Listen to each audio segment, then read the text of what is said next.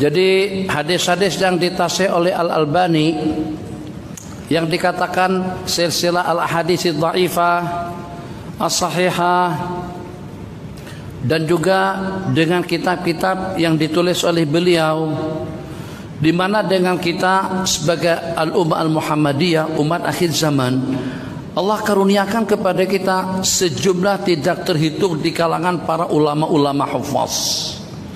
Daripada abad ke abad, abad kedua, ketiga, keempat, kelima, pada 4 generasi yang pertama, 4 kumpulan yang pertama, Al-Imam Abdurrahman, guru kepada Imam Syafi'i rahimahullah, Al-Imam Al-Bukhari, Al-Imam An-Nasai, Al-Imam Muslim, Al-Imam Hakim, Al-Imam Al-Baihaqi, Ibnu Ma'in, Yahya Ibnu Ma'in, Ibnu Ali Ibnu Al-Madini, Al-Qattan, dan juga dengan ulama-ulama seumpamanya.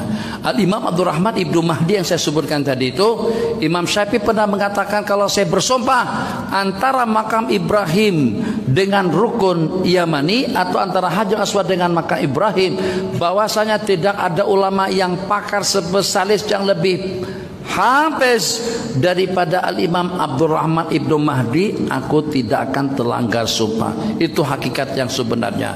Kemudian beranjak daripada abad yang kelima dan seterusnya, Al-Hafiz Al-Mizzi, Al-Hafiz Al-Iraqi, Al-Imam Ibnu Katsir, Al-Imam Ibnu Al-Qayyim, itu semuanya daripada ulama hufaz.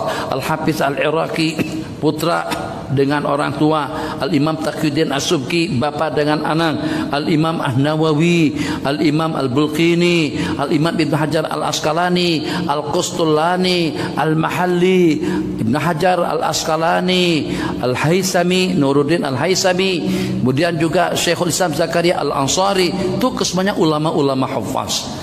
Al-Albani paling belakangan sekali yang punya pengamatan. Kadang-kadang pada waktu beliau mentashih, mentad'ib hadis, pegangan beliau, rujukan beliau hanya kitab At-Taqrib yang ditulis oleh Imam Ibnu Hajar Al-Asqalani, bukan kitab At-Tahdzibnya, At-Taqribnya. Taqrib 2 jilid, Tahdzib ada dalam 16 jilid. Kalau merujuk kitab At-Taqrib, maka rawi-rawi yang disebutkan yang beliau katakan dhaif, juga terdapat sebagian atau sekian daripada ulama mengatakan rawi berkenaan itu siqah, rawi berkenaan itu la ba'sa bihi, rawi berkenaan itu adil. Jadi kalau kita lihat daripada sudut sana, maka hadis akan kita katakan sahih. Tapi kalau kita tengok daripada sudut pandangan yang mengatakan rawi itu lemah, kita katakan hadis itu dhaif.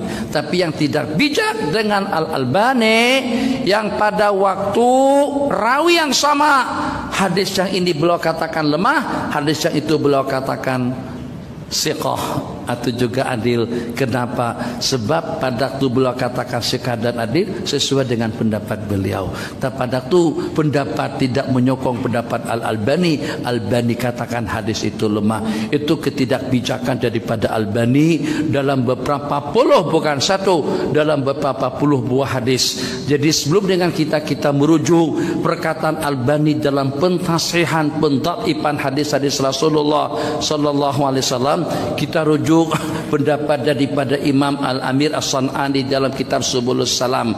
Kita rujuk pendapat Al-Imam Asy-Syaukani di dalam kitab Nailul Awtar. Kita rujuk perkataan daripada Imam Ibnu Hajar, Al-Imam Az-Zuhdi, dan berapa ramai ulama-ulama hufaz sampai kepada zaman kita sekarang. Bukan setakat hafal 6 buah kitab hadis Bukhari, Muslim, Abi Dawud, Sunan Tirmidzi, An-Nasai dengan Ibnu Majahnya.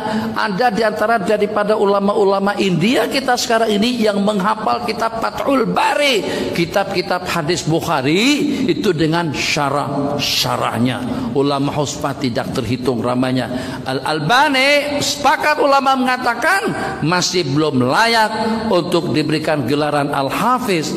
Dicabar oleh Syekh Abdullah Al-Harari, dicabar oleh sebagian daripada ulama. Coba dengan sanad kamu sebutkan meriwayatkan 6 buah, 7 buah hadis bersambung sanadnya sampai kepada Rasulullah sallallahu alaihi wasallam. Albani tidak mampu. Kita ada Al-Ghummari, kita ada Al-Kitani, kita ada Al-Fadani. Terakhir sekali yang banyak membuncing pandangan-pandangan Albani dan juga dengan tanaqudatnya beliau itu Syekh Said Mamduh, masih hidup, salah satu daripada ulama kita, asal daripada Mesir.